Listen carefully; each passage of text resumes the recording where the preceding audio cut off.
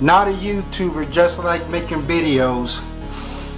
And I had to do this one, you know. I'm like, you people who are as familiar with my channel know what my channel's about. One of my fortes is to rip apart weak arguments, to eviscerate them. You know what I'm saying? It's what I do. It's what I'm supposed to do. Now Azriel the Run came out with a video talking about, you know, black people playing the race cards and so forth, you know, blah blah blah. The video he did was filled with so many fallacies and contradictions. It was very hard to sit through it, like, you know, sitting in a bucket of ice in your boxers. But you know, I watched the video 3 times and took notes, and I'm going to completely, you know what I'm saying, tear it apart. Like the movie Hellraisers, with those chains that reach from infinity, ripping away at the flesh.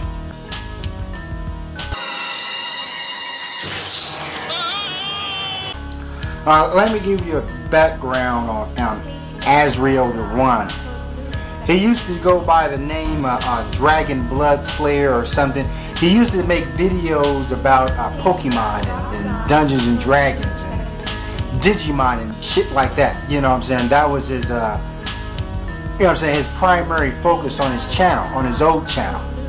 There's nothing wrong with that, but I guess he wants to toss his hat in the, you know what I'm saying, the black community ring and so forth. And you know, before he had earned his, when he was talking about this other stuff, he had maybe like, I don't know, 6 subscribers. But you know what I'm saying, he went to the Tommy Sotomayor school, the School of Tommy, and now he has, you know, people are listening to him and so forth. And I guess, you know what I'm saying, I kind of came from the School of Tommy too, so you know, a lot of people went this route. Take LA. He started his YouTube career just doing bootleg rap videos on iPhones and doing freestyles and cutting up blunts on the kitchen table, all kind of Section 8 shit. And now he wants to jump into the let's talk about the black community type arena, coming from the School of Tommy. Same thing with Melissa Speaks, which a lot of people don't know. Melissa Speaks started her channel filming her kids, filming her puppy dogs, whatever. Nothing wrong with that. She'll get like 20, maybe 80 views per video, and videos being up for years. And then she kind of jumped into the black community ring, you know, shaming black people and so forth. And you've seen, I'm like, and she's skyrocketed. She's going to pass Tommy Sotomayor.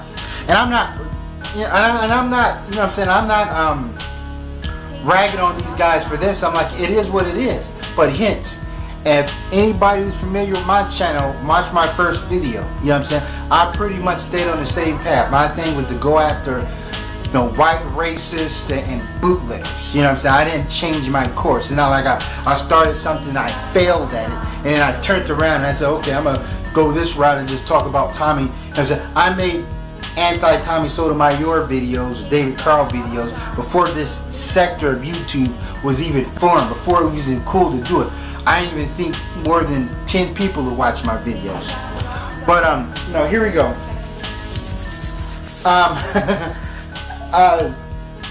Azriel the One, he starts off the video saying that reasoning over logic. You know, so I'm like this one he jacked directly from a Queasy 100's notebook, talking about how dudes use they use emotion over logic. When we know Queasy came out with a video shouting that same mantra. He also says that starting at the beginning of the video, around the 25 mark, he says he's flexing his right as an American citizen. He don't give a fuck what you think about his opinion and so forth. Hence, he could have just stopped that video right there. Everything after that could have been null and void. Hence, he's complaining. He says he has a right to say what he says and fuck what you think about him. But then, to his distractors, they have a right to say what they want to say and say fuck what you think about it. Hence. So hence, just like he has a right to flex his opinion, his people with opposing views have a right to flex their opinion. So, yeah. And then he says something about his flavor of the month. I'm like, yeah. I'm like, he jumped into this arena and so forth. He's making videos back to back to people, and I'm like, you're gonna have to accept that backlash. You know, you're gonna have to accept the riptide. And the thing is with Azriel, there's people who have extended their arm to meet him at the round table for a civil debate. I did it on my 100,000 Black Men versus Pinhead Blackston. I said, hey Azriel, we can set up a debate, and he said, no, schoolwork. Jimmy also said he would like to debate him and so forth, and he said, and I find it funny that Azriel has all this time to talk on a radio show. He can make videos about Kevin Smith, Jenny Burlesque, and all these roast videos himself and so forth, but when somebody wants to step up and say, hey man, let's just sit down and we can discuss this, you know what I'm saying, mano to mano, and then I'm like, that doesn't make no sense. You know what I'm saying, he backs off and says he got schoolwork and so forth. So hence, you still got videos to go after LA and all this other stuff, but yeah, okay. Now, around the 1 minute and 38 second mark, he says the majority. He talks about the majority of you Negroes. He literally says the majority of you Negroes and niggers. And that's interesting because around the, I'm looking at, on this video, I'm actually looking at notes. Around the 3 minute and 42 second mark, he says it's not the majority. He said, well, it's not the majority of you. You know what I'm saying? It's just a small minority of you. So hence, we see a big contradiction there. You know what I'm saying? He said, first he says it's the majority of us, and then he says it's a small percentage of us. And here's one point he did make. He said that unfortunately it's this small, you know what I'm saying, the minority of us, of our degenerates, end up representing us in the maelstrom, you know what I'm saying, being our poster boys. He's right about that, but hence, he should be mad at his cult leader. See, you know, because he came from the school of Tommy. You know what I'm saying? If it wasn't for Tommy Sotomayor, we wouldn't know who he was. You know what I'm saying? And that's what Tommy does. He would take a small sector of black people twerking on YouTube, doing something outrageous or whatever, and just plaster it up in the forefront and literally say that this is the majority. So, and we know that Tommy used to have a channel called Tommyisms, or he had a sector. You know, yeah. And he used to say, he said, I'm going to do positive stories. People say I'm going to do positive stories, you know, 14-year-old kids going to, 14-year-old black kids going to Ivy League schools and so forth. But what happened, Tommy dropped it because it was getting weak views. He knew, you know what I'm saying, Tommy knew where his steak and potato was. So hence, Tommy's the main culprit of taking a small minority of us, putting it on there and say this is the majority of us, and then him cashing in on it. You know what I'm saying? He's milking that cow and so forth. But hence, but the main nucleus of Azriel's video was he was talking about the race card. He was saying that I'm tired of you Negroes using a race card. Let me go into the term Negroes. Azriel the one says, you know what I'm saying, not to jump off this subject for it. I'm gonna jump off this subject. He said that you guys use the word coons and Uncle Toms. And he said most you Negroes don't know what it means. He's imitating David Carl and Queasy 100, saying the word Negroes. Hence, but does he know what it means? Instead of ragging on people about what it means, he should make a video explaining it to him as if I did. I got a video talking about Uncle Toms. I got a video about the term coon. I got a video talking about the term Sambo. And I'm like the Japanese. Instead of just sitting around griping, I'm just like, here, I'm going to do a video about it. You know what I'm saying? Educate us.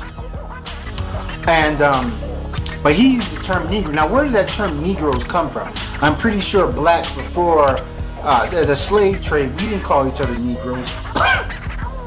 We started to be called Negroes around the same time the slave trade. Sorry, the transatlantic slave. I'm coughing like LA here, but you know I had some peanuts earlier. The slave trade And that's when they call it. And Negroes mean that we're not really people. You know what I'm saying? It's identifying us by a color, and it is kind of like a put down term. But yeah, and still he used a put down term. Also, he refers to us as niggas. Like I'm talking about niggers. Niggers is niggers. I don't like that term altogether. Cause you know what I'm saying? It's like an old racist joke. What do you call the Flintstones if they were black? You call them niggers.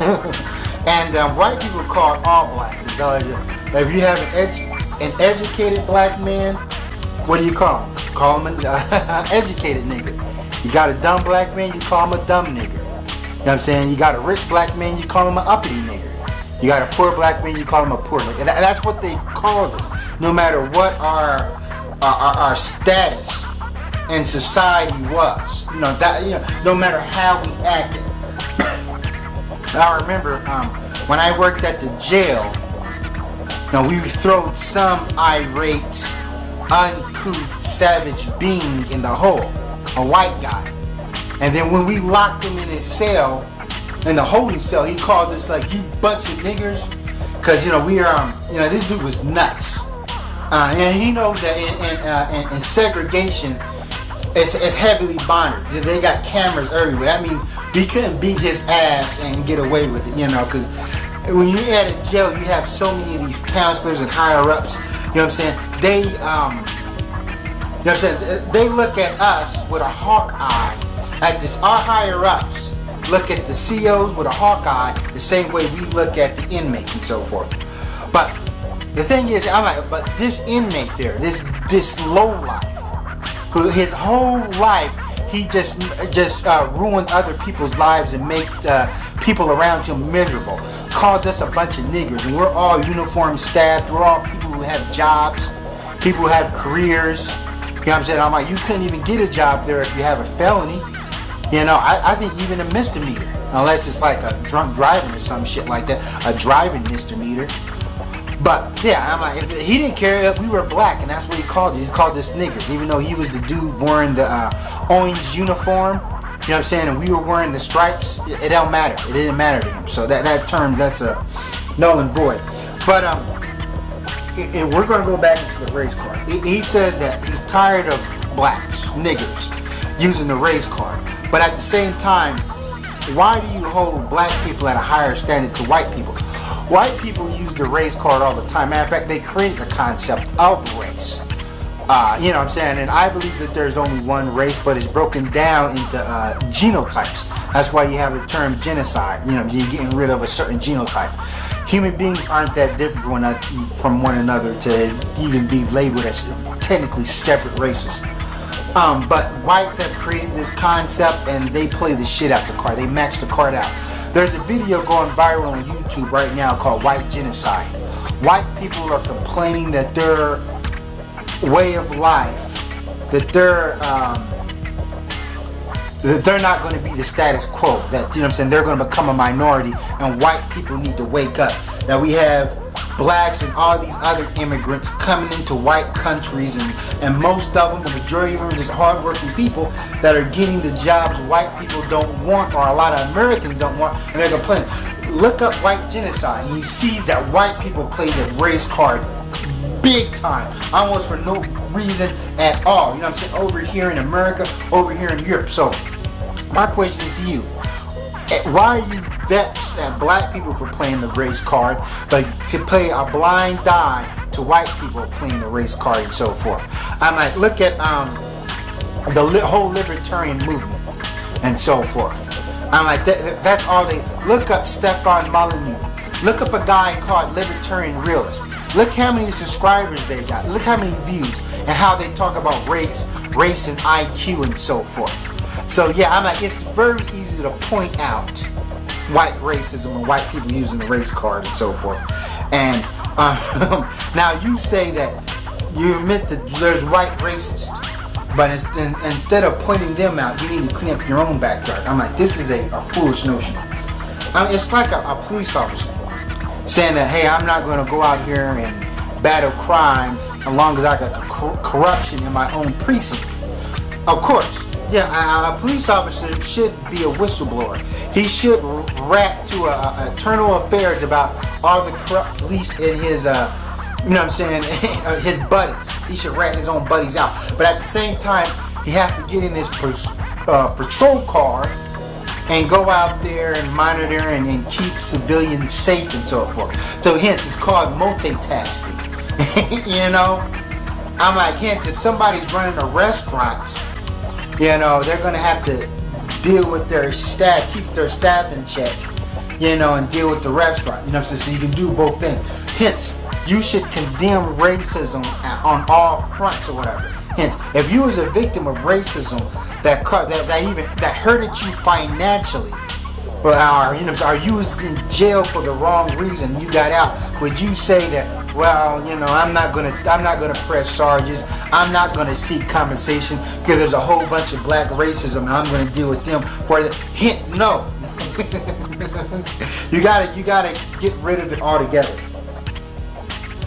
Now you also go into Alfred, you talk about how black people use Trayvon Martin, and then you said, what about you know what I'm saying, Amalihu Diallo, I'm saying his name wrong, shit, and all these other victims, Sean Bell, and you assume that black, well, you guys ain't got shit, you saw, and then you use the word sorry sacks of shit. See, this is the thing, this is where it all falls out. You talk about logic ruling over emotion. No, emotion's ruling over logic.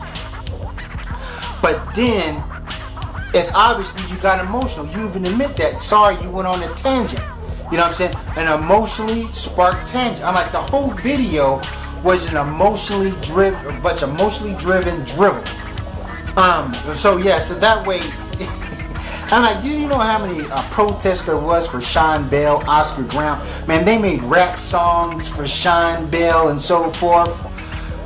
When Amadou got shot by police in New York, there was all kind of protests. Al Sharpton was involved, but for you to sit up there and point the finger and say that you Negroes didn't care nothing about this, that is completely inconclusive. That is completely wrong when there's mounds and mounds and mounds of evidence of black people being proactive and so forth. So yeah, that completely falls apart right there.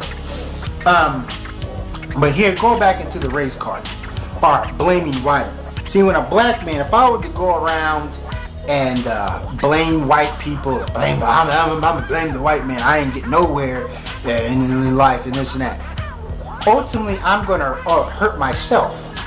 But if I was to, if a white man was to go around and blame black people, ooh, that's dangerous. Because we've seen that happen. The Charles, I'm like, they will literally, I'm like, white people will commit a crime and literally blame black people for it, and people will believe them. Hence, have you ever seen the John Gotti movie? It was one of the. There's so many, but there's a movie about the lawyers that it was a low budget movie about a lawyer who helped capture John Gotti. You know what I'm saying? Or get him indicted. You know what I'm saying? Or finally, it was a female. She was an Italian lawyer and so forth. No, prosecutor. She was a prosecutor. Yeah, who helped. And in that movie, it stated that John Gotti's posse used to go around and do stuff. Like they will rob cigarette trucks, and then the dude who drives the cigarette truck, they'll give him a bunch of money, and they'll say, "Tell them the niggers did it." So I think any like these rappers that are running around talking about John Gotti, like Irv Gotti, they're very foolish to do that. But yeah, you know what I'm saying, and people will believe them. You know what I'm saying. And take the Charles Stewart's case. Now this is a dude who drove in a black area, killed his pregnant wife, blamed it on a black guy. And in Boston, white people mounted up on horses, went inside the ghettos or whatever, like it was freaking, like it was a slave camp. Mounted up on, like they was going to go to like the cavalry. And they almost evicted, you know what I'm saying, convicted a black man for this murder until it was a female investigator just did her. I think she was even working off the books. She said something wasn't right because Charles Stewart, with the insurance money from his wife, the dude was getting fucking buying new cars and getting manicures. So yeah, Charles Stewart was living it up. He blamed the black guy and people assumed it. Now, and there's been numerous cases of this happening. There was one incident that recently happened where I just can't get their names, where a white guy wanted to get, this white guy was a Madden kid. He lived with this woman or whatever. I'm like, he was a fucking leech. And he got her knocked up. And this white woman, she had money, she had insurance policy, she was very well established in society. And her live-in boyfriend paid a thug to kill her. So he paid somebody, and he had this white dude literally put on blackface and kill his fiance. And he almost got away with it. Only thing is, the dude who did it got drunk at a bar and snitched on himself. He felt so guilty or whatever. See, the thing is, could you imagine a black guy going into a white neighborhood? This is just comical. Going into a white neighborhood, killing his girlfriend, and then just say, hey, some white dude came and shot my girlfriend and killed my wife or whatever. I'm like, the police will laugh in his face. The police will put handcuffs on him. Even if this white dude went into a black dude went into a racist trailer park area where the Ku Klux Klan is just known to have their gatherings, and said, well, yeah, a skinhead or a Klan member came and killed my wife, they won't believe him for a second. If anything, they'll at least take him into custody. See, that's how it works. A black dude cannot blame white people for his crimes. So that's when it comes to the blame game, white people can literally commit crimes, can literally do something against the law and blame black people, and the cops will look the other way. Cops will just take what they say for face value. Be like, okay, we'll just put an APB out on some black guy and so forth. And a lot of times, some poor smo that had nothing to do with it is in jail. So white racism, I'm like, it's devastating. And then you say something about your grandparents. They went through Jim Crow, and you have all these dudes nowadays just constantly just toss around the race when they haven't seen racism. And then you say that racism didn't die. So I'm like, racism is racism. Malcolm X said that no government policy can enforce brotherhood. This is what he said. That means even though we have laws on a book to protect us, it doesn't mean that racism isn't going to go away. I'm saying that you even said in your own video, Alfred Wright, you had a modern day lynching, and then you had the higher ups, the sheriff or whatever. They covered it up and so forth. The laws don't mean. I'm like, there's laws not to hunt certain endangered species. There's laws to protect the environment, and people violate these laws every fucking day. They go out and kill these endangered species. They go out there in fucking national reserves where they're not supposed to be. Go out deer hunting. And if they get caught, they'll get a fine. I'm like, come on, how much time do you think a hunter is going to get for shooting a buck when it's not hunting season? So yeah, that's that right there, that all falls apart. And also you talk about, let me see, around the 11:15 mark, you talk about a purging, which you got from Tommy Sotomayor, the school of Tommy, a purging. If some of your family members have to be killed or whatever. Now, who do you feel should qualify for this purging? Should it be the wretched black people that are twerking on videos and so forth? I'm like, well, shouldn't we just get rid of all the social misfits? What about the higher ups, these corrupt CEOs? Remember the CEOs of Enron that fuck people out of their 401k? What about the corrupt cops? What about these corrupt bankers that put our economy in where it is, that threw our economy in a slump? What about all the corrupt politicians? What about all the Catholic priests, child molesters? You know what I'm saying? All the, you know what I'm saying, the majority shit, I don't know what, 85% of the child molesters are white. You know, so you just want to get rid of just wretched black people, and that's going to solve all the problems. Hence, corruption trickles down. You know what I mean? Here's the trickle down theory, where they say that the rich, if you give the rich all this money, they're going to trickle it down to the poor people. No, what trickle down theory is the rich people pissing on the heads of poor people. So yes, even if we get rid of all these poor, the poor and the lowly, a new generation of these people would plop up. Why? Because you have a whole lot of corruption, you know, and this corruption is simply going to create an underclass of devastated people, and hence our society is capitalism. You know what I'm saying? That's our system of government, is capitalism. Crime and capitalism dang near goes hand to hand. You know one of the main reasons why Mexico is so fucked up? Yeah, guess what system they got in place? Capitalism. You know what I'm saying? There's a reason why Europe, for the most part, rejects capitalism. And Russia rejects capitalism. China and Korea rejects capitalism. A lot of countries that are doing good economically reject it. You know what I'm saying? They know what it's about. It's simply about the greedy taking advantage of the poor. Ultimately, you know what I'm saying? People, they make their own decisions, but still, that's, you know what I'm saying? That's how the game is played. Now, you also go into something about, I'm gonna find the, now at 7:30, at around 7:30, you say gloss over. You say black people are glossing over something.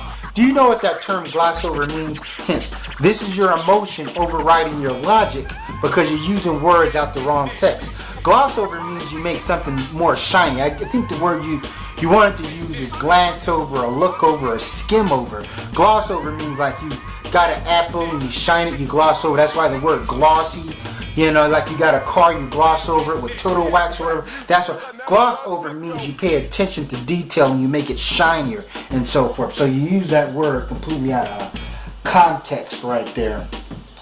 And also you said something about black people are gonna, you know what I'm saying, because of somebody who looks like you is gonna make you look bad and so forth. That reason why people clench their purchase and so forth, and that's the reason why people profile you. And so, like, you feel that it's justifiable for them to profile and generalize.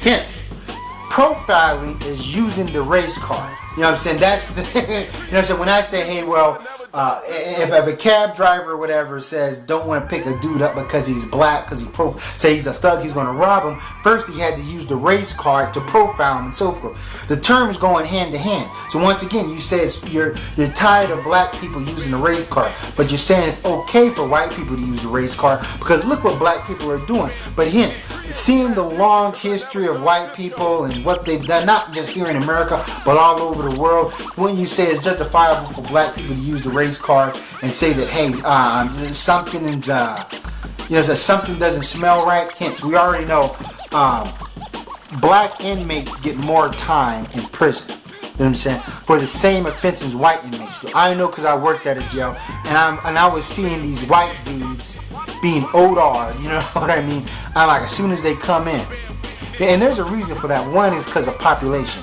The longest these blacks, these degenerates stay in jail, they can't reproduce.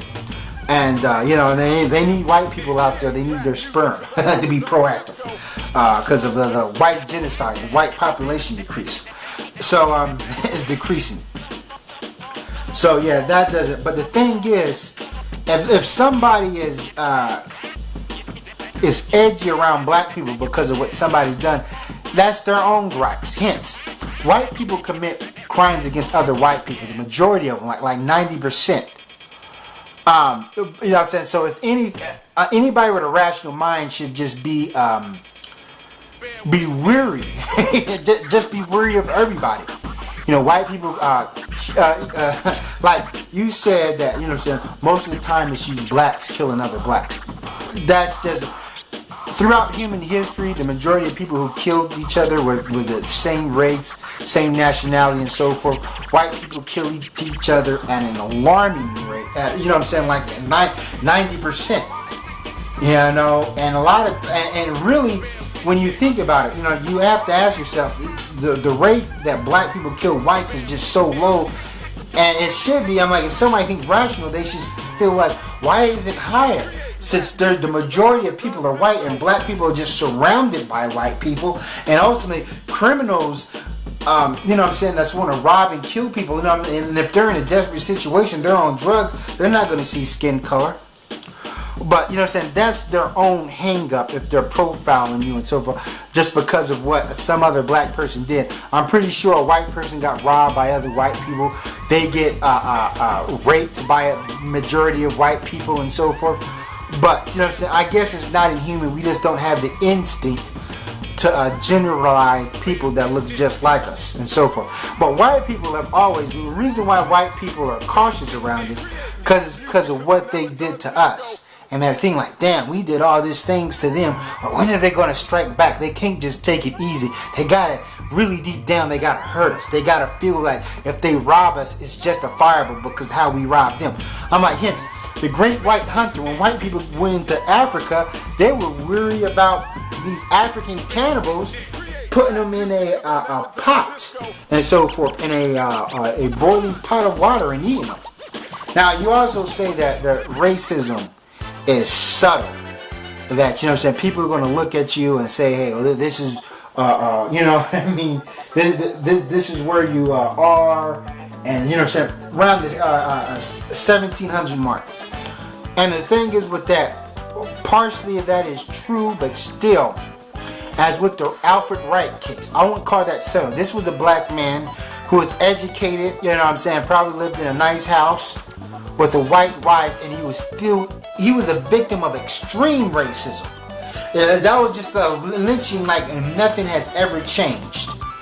And they said that, I guess they left a note saying he did it to himself. So yes, racism can be subtle, it can be extreme. There's plenty of cases of black people moving out to the suburbs. There's one case in Arlington, Texas. An ex-military member lived in a nice home in Arlington. I'm repeating myself. And they spray painted nigger across his four-door garage. He had a nice house. So even though this was ex-military, probably had good credit, can afford to live in a nice neighborhood and afford a beautiful home, he was still a victim of racism. And let's go into the John White case, shall we? That happened in upstate New York, I think Albany. I did a video on this. We're talking about it. This black man, look, I'm like, this is the most, I'll put a picture of him up. This is probably the most harmless looking black man ever. Like, he looks like a turtle. And then he was confronted outside his house by three racist white teens. And then he shot one in self-defense. And then he went to jail for I don't know if it was murder or manslaughter. He shot somebody on his own property in self-defense, and he went to jail. Now, luckily, the mayor expunged his sentence, and he was released. But still, he still has that on his packet. So yeah, so even though we can talk about how subtle it is, that, and still, racism is racism. If somebody's poor, you gotta treat them the same way you treat poor whites. Man, there's all types of poor, trashy ass white neighborhoods where they got spare tires laying in their front yard and so forth. So hence, you can say, well, it's a class thing, but hey, you can't ignore the strong racial opponent. Now, I'm gonna leave it out on this. You mentioned something around the. Now I'm jumping around here. No, hold on. Two more things. Around the 1500 mark, 1507, you talk about Obama. Say, what has Obama done for you? I don't trust politicians, period. You know what I'm saying? Most politicians work for themselves and they work for their, their corporate backers. That's who that's who they work for. But I would say one thing Obama did do was Obamacare. And I used to pay $140 for insurance, full coverage including dental, with a $2,500 copay. And then of course when the Republicans were complaining about Obamacare is going to make insurance rate go up, they was right. And then my insurance rates went up to like $303, and I was mad. I was cursing Obama out. But then I applied for Obamacare to see if I qualified, and now I only pay $7 a month. That's it. Still a $2,500 copay, $7 a month, full coverage, and dental. And you know, you may talk about universal health care, that's going to bring, you know what I'm saying, they're going to complain about that. But hence, all these countries, Canada, most of Europe, Cuba, even some Middle Eastern countries got universal health care and nobody complains about it. Most people love their universal health care and so forth. And here I'm going to leave it at this. You're going to say something about the same race. We're in the same race and so forth. But you know what I'm saying, you have a different outlook. You know what I'm saying, that's cool. But the Native Americans was also in the same race. And those Native American tribes that said, hey, let's make an alliance with the white man. Let's trade with the white man. You know what I'm saying? Maybe let's ally ourselves with our white and we can learn from each other. And then there were Native Americans that were looked at the white man as nothing more than a destroyer, that this person is going to destroy their way of life, and as a complete enemy and never trust them. Guess who was right? The Native Americans, like the Cherokee, who thought they had an ally, they were walking on the Trail of Tears, nibbling on a piece of fucking corn. That's all I want to say. Thanks for watching. Sally Ford.